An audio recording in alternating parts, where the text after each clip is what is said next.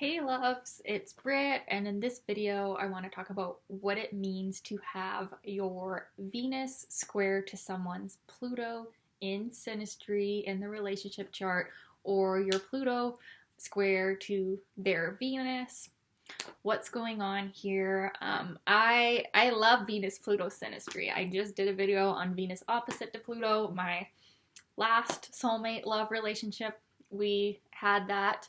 And then now, this one I had with one of my first loves, soulmates, and I've had it with other more casual relationships as well.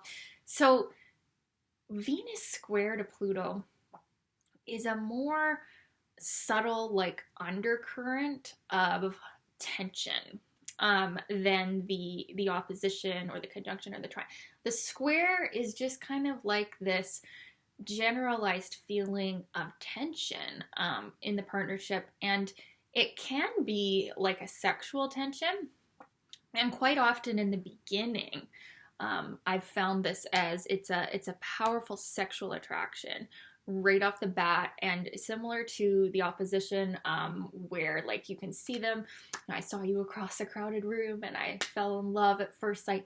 We can have that going on, but there's less compatibility here inherent in this aspect. The square is like more tension than compatibility, but it can still be very good for some people. We're just not as alike. It's not like when we have the opposition, it is like we met our other half, and we might be right about that. With this, we might feel like we've met our other half, but we've actually met someone who's going to really piss us off a lot. But that can be good, like certain signs, and certain placements and certain people prefer a relationship where, there's fighting, and then there's makeup sex, and then there's, triggering each other and making each other feel a bit insecure and jealous and crazy and wild and passionate. Some people prefer this kind of relationship, and this aspect, if you see it, you just know that these people, they will have that type of relationship that is powerful and passionate and active and intense, and a lot of tension there. It can be okay for some people to have this in a long-term relationship, depending on their natal charts, right? And what kind of love they actually like. People that are a little bit more feisty, they're gonna like having this kind of tension with someone.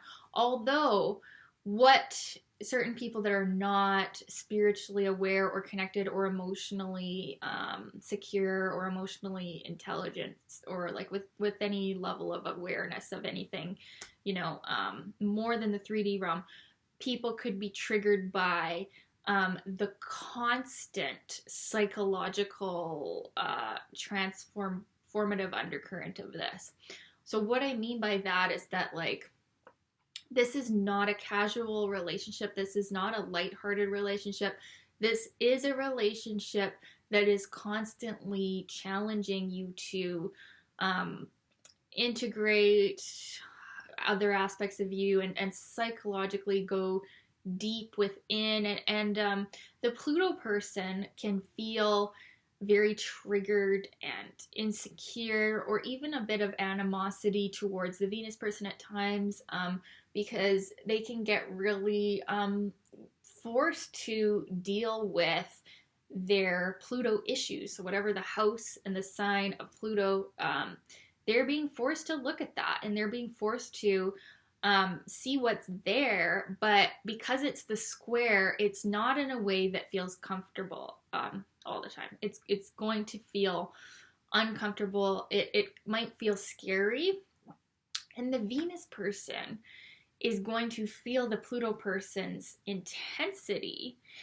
and it might feel uncomfortable to them too at times. They're just like, in this relationship, the Venus person is more like the child. Like, in some ways, they're kind of like the lighthearted, loving. Like, they love Pluto, and they're just like, let's play. And then Pluto is like, and like, no, I'm dealing with all this shit right now. I've got to, psychoanalyze myself because of you and your light and your love, and I'm getting triggered. And they might not ever say that out loud, because it's a square, it's kind of just like an underlying tension. It's not necessarily like they're going to even consciously realize that's what's going on. But the Venus person can feel like Pluto is just too intense for them, and they're, you know, they love Pluto. They want to express their heart and love, and then the Pluto person is like shuts it down with like sometimes like a sword or like a cutting like remark or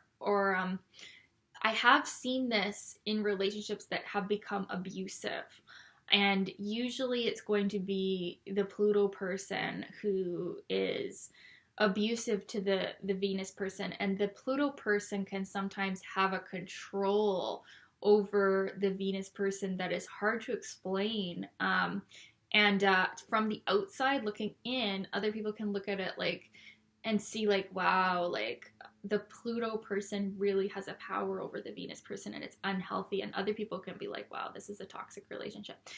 When like that's one manifestation. That's not always. It depends on the people involved whether this is going to be abusive or not.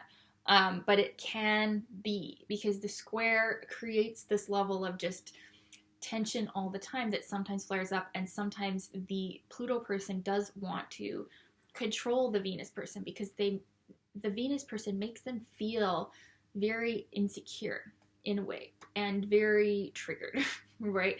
And then it can actually get transferred like where, and then now the Venus person is triggered because the Pluto person is triggered, and they're just like, they can be fighting a lot with this aspect, right?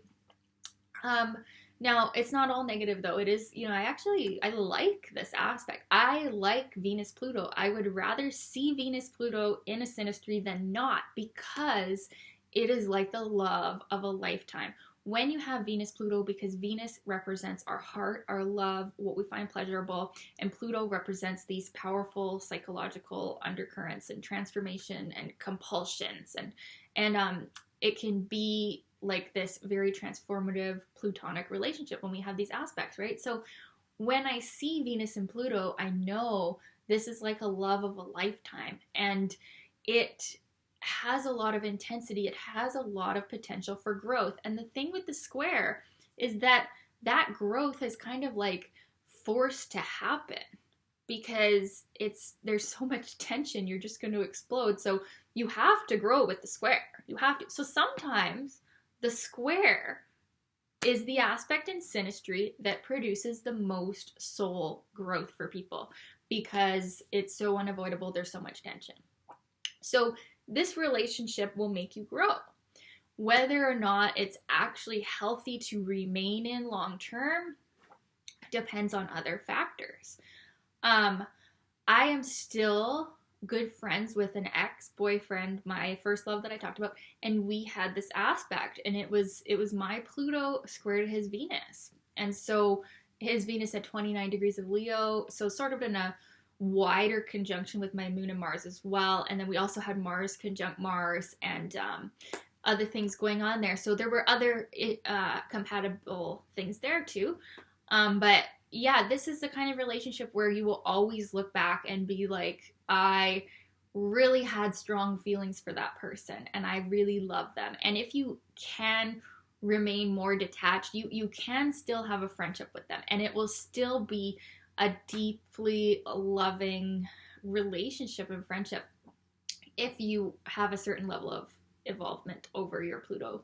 Okay, because this is intense, and it will change you. It may not be comfortable at times. It may be more uncomfortable than comfortable, but I like this one. I think that it can be good, but you gotta just look at, you know, what is really going on here? What are the other aspects? Are there other things here that make the people more chill with each other? Like, is there some Jupiter? Is there some moon compatibility? Or other similarities between the people? Because this right here, it actually shows that they're not similar in this realm because it's a square. And so they are actually incompatible in a way with this aspect. So that, and this is just one aspect. So you wouldn't ever say because of one aspect that a whole relationship is doomed. You would never say that. But you would want to have other things that are more compatible here in order to actually go through with this aspect, is what I'm saying. You need like some more lighthearted things to balance this out, because it is intense and it can feel annoying how intense it is. It can just be like, crisis after crisis kind of feeling with this, which can lead to the most growth, like I said. And a lot of creativity too. When we have Venus Pluto in square, there can be a lot of energy, a lot of creativity. They can do some type of Venusian pursuit together, music, art, sex. Of course, that's the classic energy that we would see here. But they can create something here with that tension that can be valuable to both of them. So that's something to look at, to maybe like channel this into something, because it's a lot of energy here. You wouldn't want to just be sitting in a room with this person for 24 hours a day on end and not be doing something with that energy, right? And you're going to also want to communicate about things. Pluto can want to kind of hold back on their true feelings, but the best thing to do with this kind of aspect too is to always share and try to share your feelings lovingly. This is how I'm feeling, and then Venus can say, well, okay, I'm feeling like you're being too critical of me. Well, I was just feeling like you're doing this. And just have some communication here with this aspect, rather than letting it boil up to a point of like this heated fight, right? Although it's still gonna be like a heated fight at times because there's just so much passion here. But yeah, you got to look at everything. But I think that this one, when we have Venus Pluto in any aspect, it's a transforming love, it's a soul love, it's a deep love, it's an incredible love of a lifetime. And yeah, you won't forget this one. Whether or not it lasts forever will be dependent on other factors, but yeah, this is a love of a lifetime. And it's not going to be easy or casual, but it will transform you for sure. So yeah, hope you guys thought this was helpful. And yeah, I'd love to hear your experiences on this aspect as well. How have you liked it or not liked it in Synastry? And yeah, I also offer sessions. I do Synastry sessions where we look at the Synastry of two people's charts and the compatibility there, and composite charts. I always look at two, and then I do another type of session too that is a personal natal chart soul purpose session, where we go deep into your own natal chart and what you've actually incarnated here to do. So yeah, those are my offerings. I'd love to hear from you guys. Share your comments below, and my links are below as well if you want to sign up for a session with me. Yeah, we will talk soon. Love you guys. Bye.